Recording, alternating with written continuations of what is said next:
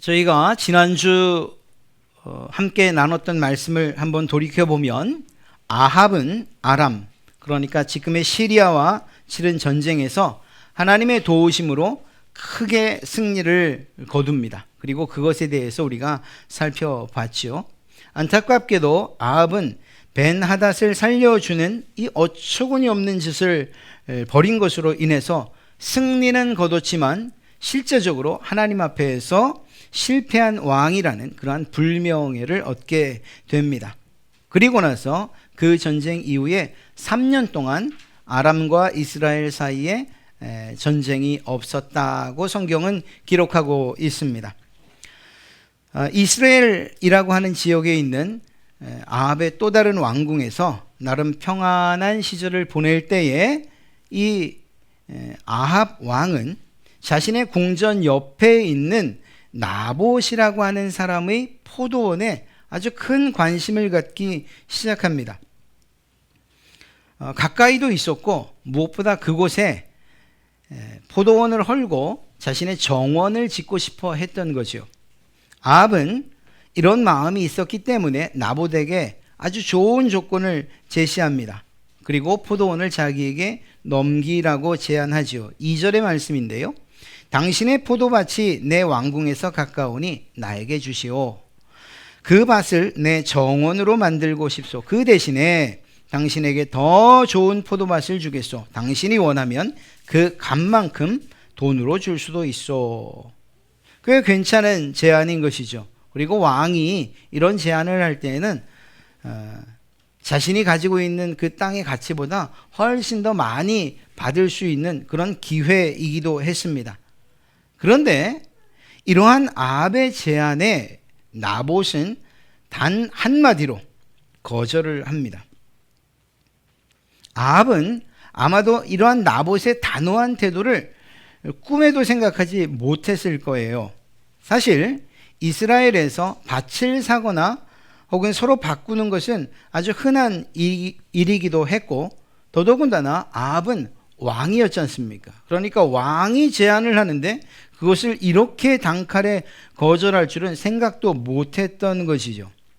물론 나봇이 이러한 아합의 좋은 조건의 거래를 거절했던 이유는 분명히 있습니다. 왜냐하면 나봇은 정말 신실한 하나님의 백성이었기 때문에 그 땅이 누구의 것인지를 알고 있었어요. 비록 자기가 유산으로 조상들에게 물려받은 땅이었지만 근본적으로 그 땅이 하나님의 것이라는 것을 알고 있었던 거죠. 그래서 실제적으로 율법을 보면 하나님께서 이스라엘 백성들에게 주신 법을 보면 땅을 매매는 하되 영구히 매매하여 가질 수는 없다고 그렇게 기록을 하고 있습니다. 아합은 그 땅을 영원히 자신의 것으로 삼고자 하며 그러한 제안을 했던 것이고요. 나봇이 이러한 땅의 매매를 거절한 건 역시 한편으로 보면 율법을 지키기 위한 것이었다. 이렇게 볼 수 있는 것입니다. 왜냐하면 그는 하나님을 경외하는 사람이었기 때문이죠. 하나님께서 땅의 매매를 금지하신 이유가 뭘까? 사실 그것은 단 한 가지 이유밖에 없어요. 땅의 소유권이 하나님에게 있다는 것을 잊지 말라는 것입니다. 이스라엘 백성들에게 있어서 자신들의 소유는 아무것도 없어요. 모두가 하나님의 것이에요. 그래서 이런 이유 때문에 희년이라고 하는 이러한 제도를 율법에 만들어 두셨고 이스라엘 백성들은 이 희년의 제도를 지켜야만 했습니다. 희년에 대한 내용은 레위기 25장에 잘 기록되어 있는데 희년은 뿔나팔 소리라고 하는 히브리어 요벨이라는 단어입니다. 뿔나팔 소리. 이유가 무엇인가 하면 매 50년 정해진 때로부터 매 50년이 돌아올 때마다 나팔을 불어서 모든 백성 그리고 이스라엘에 속한 모든 것에 자유를 선포하는 거예요. 무슨 말인가 하면 50년마다 해방과 그리고 회복의 해로 정해서 그 나팔이 불려질 때에 모든 노예들이 자유를 얻어요. 비록 내가 돈이 없어서 너무 형편이 좋지 않아서 다른 사람의 종으로 살아야 했지만 50년이 지나고 나면 그 계약이 무효가 되는 거예요. 그리고 자유인이 되는 거죠. 또 빚을 탕감받기도 합니다. 물론 이걸 악의적으로 이용할 수는 없겠지만 그러나 이러한 빚의 탕감도 그래서 해방과 회복의 해로 삼는 겁니다. 땅을 포함한 모든 소유가 원래의 주인에게로 돌아가게 되어 있어요. 이것이 바로 희년 그리고 그 희년의 정신입니다. 물론 경작지는 휴경을 해야 돼요. 땅도 쉬어야 되는 거죠. 하나님께서 이러한 제도를 이스라엘에게 주셨던 것입니다. 그래서 설령 땅을 매매할 때에도 꽤 복잡한 그러면서도 정확한 계산을 해야 돼요. 50년이 가까워서 예를 들어 45년에 땅 매매를 하면 50년에 해당하는 값을 주는 게 아니고 남은 5년에 해당하는 값을 주고 매매를 해야 되는 거죠.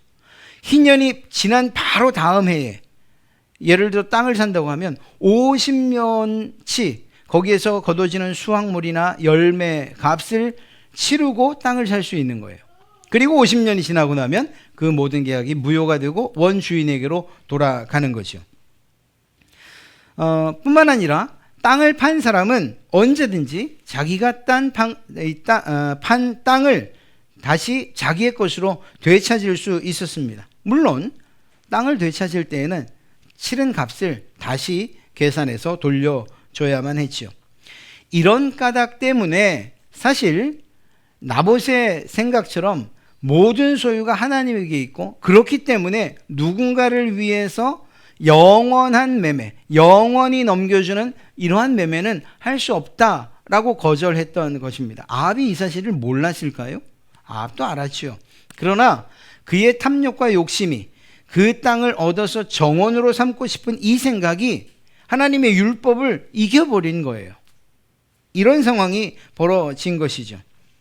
아합이 나봇의 땅을 강제로 빼앗을 수 없었을까요? 그 악한 왕 아합이? 그럼에도 불구하고 그가 머뭇거리고 그리고 풀이 주고 돌아올 수밖에 없었던 이유가 무엇이냐? 이러한 하나님의 율법을 기본적으로 알고 있었고 또 이 일이 문제가 될 소지가 있었기 때문입니다. 물론 이것 하나 때문에 아합이 모든 하나님의 율법을 다 잘 지켰다 이렇게 말할 수는 없죠. 자, 생각지도 않았던 이러한 나봇의 거절에 아합이 실망을 했어요. 그리고 상심한 마음을 가지고 집으로 돌아와 음식도 먹지 않고 마치 삐진 아이처럼 그냥 침대에 누워서 먹지도 않고 그냥 한숨만 푹푹 쉬고 있습니다. 정말 갖고 싶기는 했나 봐요.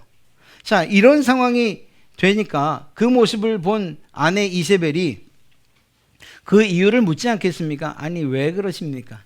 아합이 또 그걸 주저리 다 이야기합니다. 여차저차해서 이렇게 됐는데 나봇이 나의 제안을 거절했고 도저히 그 땅을 갖고는 싶은데 가질 방법이 없어요 라고 아마 얘기했겠죠. 이 말을 들은 이세벨은 정말 한심하다는 듯이 아합에게 이야기합니다. 아니 그러고도 당신이 이스라엘의 왕입니까? 어서 일어나서 음식 드시고 기운 차리십시오. 이스라엘 사람 나봇의 그 포도원 그거 제가 왕의 것으로 만들어 드리겠습니다.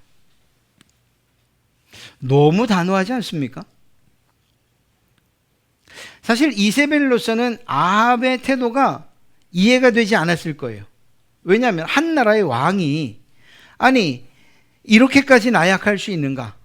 내가 살던 나라에서는 상상도 못한다. 아마 이세벨은 그렇게 생각했을 것입니다. 더군다나 그는 이방년이었고 하나님을 믿지도 섬기지도 않는 오히려 이방신을 섬기는 여자였잖아요. 그러다 보니 하나님의 율법에는 관심도 없어요. 그것이 그 삶의 기준이 될 수가 없다는 겁니다. 탐욕에 눈먼 이방 여인에게 하나님의 율법은 전혀 장애물이 아니었던 것이죠. 결국은 이세벨은 나봇의 포도원을 빼앗을 계획을 세우게 됩니다. 그런데 이 계획이라는 게 정말로 매우 잔인하고 그리고 악한 계획이었어요. 이세벨은 먼저 나봇이 사는 성읍의 장로들과 귀족들을 이용합니다. 그들에게 편지를 쓴 거예요. 그래서 마치 나봇이 큰 죄를 지은 것처럼 편지를 가지고 조작을 하죠. 그리고 그 조작된 편지를 왕의 도장을 찍어서 장로들과 귀족들에게 보낸 것입니다. 뿐만 아니라 그 편지의 내용에는 이 편지를 받으면 먼저 금식을 선언하시오 이렇게 되어 있어요. 여러분, 하나님께서 기뻐하시는 이 금식이라는 아주 훌륭한 신앙의 이 모습을 사람 죽이는 도구로 사용하고 있는 거예요. 일반적으로 금식은 환난을 당했을 때에 회개를 촉구하는 그런 의미로 금식을 선포합니다. 또 혹은 환난을 가져온 죄에 대해서 하나님께 묻는 그때의 금식을 하기도 합니다. 환난을 벗어나 구원을 요청하고 간구할 때 금식하면서 이러한 일들을 합니다. 그러니까 이 일은 매우 경건한 신앙의 행위예요. 하나님의 마음을 얻고 하나님의 뜻을 묻는, 그리고 그 뜻을 듣는 그러한 신앙의 행위였습니다. 그런데 이런 금식을 강제로 선포하게 하였어요. 왜냐? 나봇에게 모든 죄와 책임을 뒤집어 씌우기 위해서. 경건한 신앙생활까지도 살인의 도구로 사용하고 있는 이 이세벨의 모습을 보게 됩니다. 마지막으로 그 편지에는 이렇게 기록되어 있습니다. 8절부터 10절의 말씀을 세 번역으로 읽어드리겠습니다. 그런 다음에 이세벨은 아합의 이름으로 편지를 써서 옥쇄로 인봉하고 그 편지를 나봇에 살고 있는 성읍의 원로들과 귀족들에게 보냈다. 그는 편지에 이렇게 썼다. 금식을 선포하고 나봇을 백성 가운데 높이 앉게 하시오. 그리고 건달 두 사람을 그와 마주 앉게 하고 나봇이 하나님과 임금님을 저주하였다고 증언하게 한 뒤에 그를 끌고 나가서 돌로 쳐 죽이시오. 이게 편지의 내용이었어요. 어디서 많이 본 편지 같지 않습니까? 그 내용은 달라도 느낌은 도저히 지울 수가 없어요. 같은 그 느낌을. 다윗이 자신의 사랑하는 군대 장관 밧세바를 취하기 위해서 그의 남편 우리아를 죽일 때 우리아의 손에 들려보냈던 편지의 내용이 이것이었잖아요. 요압 장군에게, 요압, 우리아가 당신에게 도착을 하면 적진 깊숙이 우리아를 보내시오. 그리고 우리아만 남겨두고 후퇴하시오. 결국 그렇게 해서 우리아는 죽게 되지 않습니까? 똑같은 내용이죠. 나봇 역시 자신이 잘못한 것이 없음에도 불구하고 조작된 증인들에 의해서 결국 죽음을 맞이하게 되는 거예요.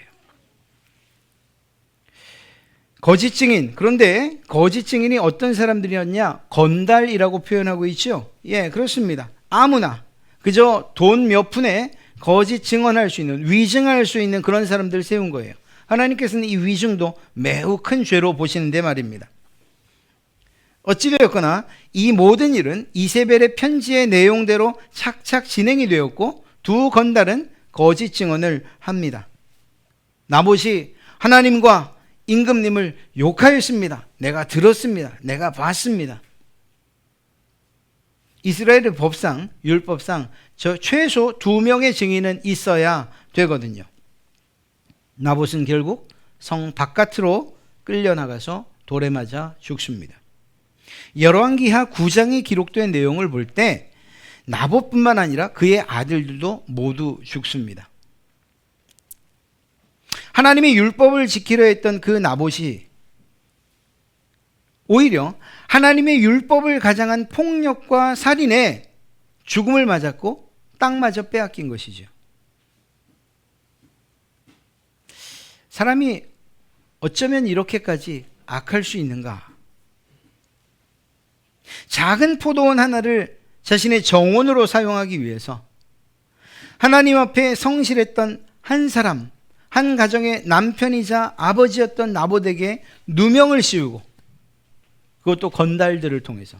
그리고는 잔인하게 살해한 이세벨, 그리고 그 범죄에 동참한 모든 사람들, 도저히 이해할 수가 없는 거예요. 어쩌면 이렇게까지 잔인하고 악할 수 있는가? 여러분, 우리나라는 5대 범죄를 살인, 강도, 강간 혹은 강제추행, 그리고 절도, 폭력으로 규정하고 있습니다. 그리고 실제로 이 강력 범죄나 혹은 폐륜 범죄에 대한 사회면의 뉴스를 듣거나 보게 되면 말로 다 할 수 없을 만큼 잔인하기도 하고 끔찍스러워요. 아니, 돈 몇 푼에, 아니 그 자존심 하나 지키자고 사람을 저렇게도 처참하게, 혹은 자기의 자녀를, 자기의 부모를, 자기의 친구를, 자기의 아내를 저렇게 처참하게 죽일 수 있는가? 저렇게까지 잔인해질 수 있는가? 어쩌면 이렇게 악한 것인가? 이런 탄식이 절로 나오지요. 그래서 두려움과 공포까지 느끼기도 합니다. 그런데 그렇게 보면 아합의 시대나 지금 현재나 다른 게 없는 거예요. 그리고 또한 지역, 문화, 직업, 학력, 남녀, 이 어떤 것을 구분하지 않고 사람 안에서 그의 악한 본성이 변함없이 나오는 것을 보게 됩니다. 아담과 하와가 범죄한 이후에 악해진 사람의 모습, 어쩌면 이렇게 탄식할 수밖에 없는 거지요. 그 악한 본성은 전혀 변하지 않는 듯합니다. 앞으로도 변할 것 같지 않습니다. 다시 아합의 이야기로 돌아가서 이세벨은 아합에게 포도원 주인 나봇, 그가 죽었습니다, 이렇게 통보를 하지요. 내가 죽였습니다 라고 말하진 않아요. 이 소식을 들은 아합은 참 어린애 같아요. 침상에서 벌떡 일어나서 나봇의 포도원을 취하려고 단숨에 내려갑니다. 이스라엘에서 사마리아에서 이스라엘까지 말이에요. 아합이 나봇의 포도원을 차지하려고 내려갈 때에 하나님의 말씀이 엘리야에게 임합니다. 그리고 자신에게 주어진, 즉 엘리야에게 주어진 이 말씀을 아합에게 전달하라고 명령하십니다. 그것이 19절부터 24절까지에 기록된 말씀이에요. 그것들을 읽어드리면 이렇습니다. 나 주가 말한다. 내가 살인을 하고 또 재산을 빼앗기까지 하였느냐? 나 주가 말한다. 개들이 나봇의 피를 핥은 바로 그곳에서 그 개들이 내 피도 핥을 것이다. 즉 나봇이 죽은 그 장소에서 너 아합도 죽게 될 것이다. 내가 너에게 재앙을 내려 너를 쓸어 버리되 너 아합 가문에 속한 남자는 종이든지 자유인이든지 씨도 남기지 않고 이스라엘 가운데서 없애버리겠다.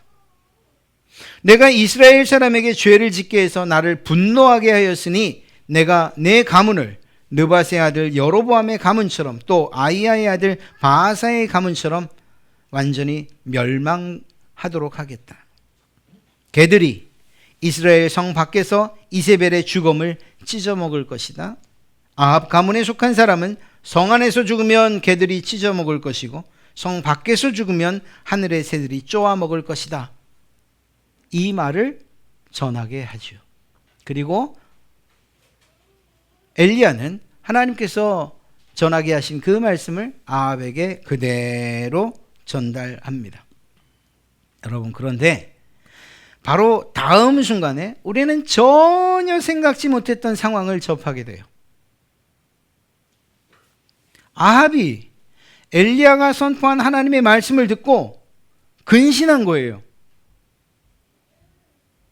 아니, 그런 일이 없었지 않습니까? 아합이 얼마나 악합니까? 하나님의 말씀 지금까지 철저하게 무시하면서 살았던 사람 아닙니까? 그런데 오늘 이 엘리야의 선포에 근신을 시작합니다. 그저 말로만 근신한 게 아니에요. 회개합니다 이렇게 말한 게 아니에요. 아합은 자신의 옷을 찢고 굵은 배로 몸을 동이고 금식을 시작합니다. 그리고 굵은 배에 누우며 자신의 걸음걸이까지도 마치 죄인인 양 천천히 합니다. 그렇게 그는 하나님의 말씀에 즉각적으로 겸손히 낮아지며 회개합니다. 물론 성경에는 그가 회개했다라고 하는 직접적인 표현은 없어요. 그러나 그가 하고 있는 이 행동, 일련의 행동들을 보면 그가 하나님 앞에 비록 순간일지 모르나 회개하고 있다는 사실만큼은 우리가 잘 알 수가 있습니다. 만약 제가 하나님이었다면, 여러분은 그렇게까지 하지 아니하시겠지만 저처럼 속이 좁은 사람이 하나님이었다면 아마 이렇게 말했을 거예요. 아합, 이젠 쇼 그만해라. 내가 너한테 한두 번 속냐? 더 이상 나를 속이도록 내가 내버려 두지 않을 거야. 이렇게 말했을지 모르겠어요. 어떤 위기를 모면하려고 또 어떤 상황을 좀 모면해 보려고 하는 그런 모습으로 보이지 않습니까? 사실 우리가 아합의 태도에 놀라는 이유는 단 한 가지예요. 전혀 기대하지 않았기 때문이에요.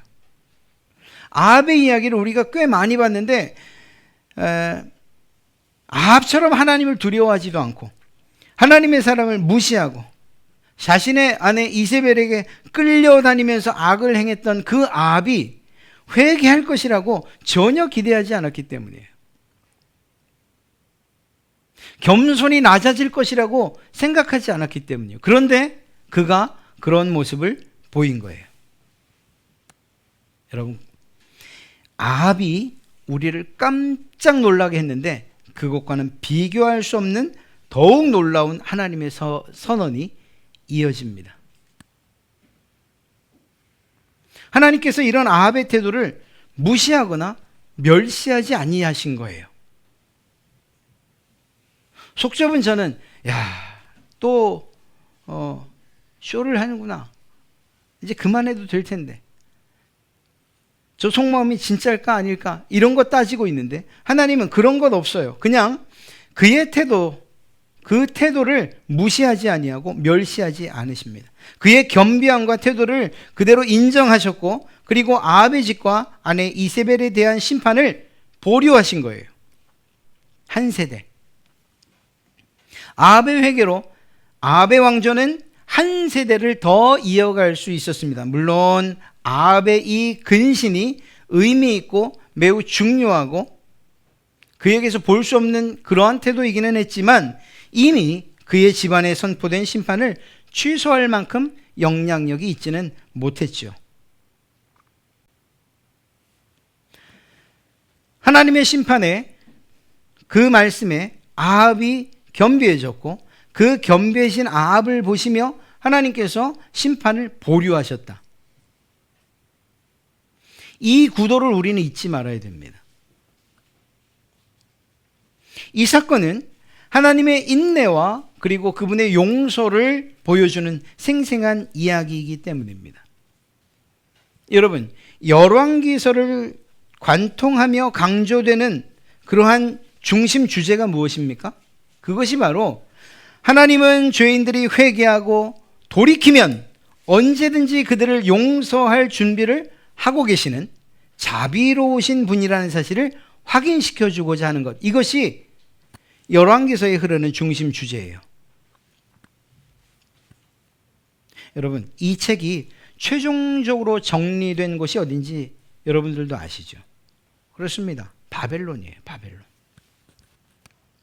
이 책은 나라가 우리가 읽고 있는 이 열왕기서는 나라가 멸망당한 이후에 바벨론에 멸망당한 이후에 포로로 끌려와서 그 이국만리에서 고생하며 포로로 살고 있던 이스라엘 사람들을 위해서 기록된 거예요. 왜 나라가 멸망했습니까? 왜 남유다 북이스라엘 할 것 없이 왜 멸망했고 왜 포로가 되어서 끌려와야 했습니까? 다른 것 없어요. 하나님의 말씀에 그 명령에 불순종했고 그렇게 하나님을 무시했기 때문입니다. 우상을 만들고 섬기며 하나님을 멸시했기 때문이에요. 사회적 약자라 할 수 있는 과부와 고아와 객을 압제하고 괴롭히며 자신들의 배를 불렸어요. 그렇게 하나님을 멀리했기 때문입니다. 성전에서 이방 신을 위한 제사를 드리면서 하나님께 범죄했기 때문이에요. 우리가 앞으로 보겠지만 회개의 기회를 계속 하나님께서는 제공해 주셨지만 그것들을 수도 없이 놓치면서 하나님의 자비를 거절했기 때문이에요. 결국 그들은 멸망과 함께 모든 소망을 잃게 되었습니다. 그리고 그 결과 소망을 잃은 채 낯선 땅 바벨론에서 70년간이나 포로 생활을 해야만 했던 거예요. 종처럼. 물론 시간이 흐르면서 그들은 자신들만의 자리를 잡았을지 몰라요. 그러다 보니까 실제로 다시 돌아오게 될 때 귀향한 이스라엘 백성들이 그렇게 많지는 않죠. 어찌되었거나 이러한 포로 생활을 하는 소망을 잃은 그 이스라엘 백성들에게 오늘 이 아합의 이야기는 희망일 수밖에 없는 거예요. 어떤 점에서일까요? 아무리 심각한 죄를 지은 사람이라 해도 그가 하나님께 회개하면 하나님은 반드시 그를 용서하신다라고 하는 이 진리의 법칙 말입니다. 이 아합의 이야기를 통해서 이 글을 읽는 이스라엘의 포로들, 바벨론의 포로로 잡혀온 그 사람들이 새로운 희망을 보는 거예요. 우리의 조상들이 하나님 앞에 이렇게 범죄를 해서 우리가 지금 이렇게 어려운 시간을 보내고 있지만 그러나 우리가 하나님 앞에 회개하고 겸비하고 바른 모습으로 살면 하나님이 아합도 용서하신 것처럼 아합도 용서하셨는데 우리를 용서하지 아니하시겠는가? 아합에게도 희망을 주셨는데 우리에게 희망을 주지 아니하시겠는가? 우리를 다시금 회복시켜 고향으로 돌아가게 하지 아니하시겠는가? 이러한 기대와 그리고 소망을 갖게 된 것이죠. 하나님의 용서는 은혜입니다. 그리고 회복이라는 이러한 사실들을 오늘 이 사건을 통해서 잘 전달해 주고 있고 또한 포로들에게 바벨론의 포로로 살고 있는 그 백성들에게 하나님의 백성들에게 하나님의 은혜를 깨달을 뿐만 아니라 계속하여 회개와 근신을 촉구하는 그러한 내용으로 이 아합의 이야기가 읽혀지고 있는 겁니다. 사랑하는 성도 여러분, 하나님의 이해할 수 없는 사랑, 어찌 이렇게까지 용서하실 수 있는가? 어떻게 이렇게까지 자비하실 수 있는가? 아합이나 포로로 살아가는 이스라엘 백성들, 그들에게만 해당되는 이야기가 아니에요. 하나님의 용서와 자비하심, 그분의 긍휼하심, 이것은 오늘을 사는 우리와 관계된 이야기이기도 합니다. 우리가 종종 착각을 해요. 어떤 착각을 하는가 하면 성경을 읽다가 정말 악한 사람들이 나오면 내가 최소한 이 사람보다 낫지. 이런 착각을 정말 많이 해요. 아니 근데 그게 또 착각만은 아니에요. 실제로 아합 같은 죄를 짓는 사람이 없지 않습니까? 없지 않습니까? 착각하게끔 해요, 성경이. 그런데 우리가 아합보다 낫다고 여겨서는 안 되죠. 포로로 잡혀갈 수밖에 없었던 이스라엘 백성들을 비난할 자격이 사실은 우리에겐 없어요. 없어. 사도 바울은 여러분과 저의 모습, 모든 사람들의 모습, 특별히 그 가운데 하나님의 백성으로 부름받은 사람들의 옛적 모습을 세 가지로 규정하고 있습니다. 그것이 로마서 5장 6절부터 10절까지의 말씀에 기록되어 있어요. 그 말씀을 읽어드리면 우리가 아직 연약할 때의 기약대로 그리스도께서 경건하지 않은 자를 위하여 죽으셨도다. 의인을 위하여 죽는 자가 쉽지 않고 선인을 위하여 용감히 죽는 자가 혹 있거니와 우리가 아직 죄인 되었을 때에 그리스도께서 우리를 위하여 죽으심으로 하나님께서 우리에 대한 자기의 사랑을 확증하셨느니라. 그러면 이제 우리가 그의 피로 말미암아 의롭다 하심을 받았으니 더욱 그로 말미암아 진노하심에서 구원을 받을 것이니 곧 우리가 원수 되었을 때에 그의 아들의 죽으심으로 말미암아 하나님과 화목하게 되었은즉 화목하게 된 자로서는 더욱 그의 살아나심으로 말미암아 구원을 받을 것이니라. 아멘. 사도 바울은 우리를 어떻게 규정하고 있습니까? 죄에 대하여 연약한 자, 경건하지 않은 자들, 하나님에 대하여 죄인, 하나님과 원수된 자로 우리를 규정하고 있어요. 이건 사도 바울의 의견이 아니고 실제적인 우리 인간의 모습, 바로 나의 모습입니다.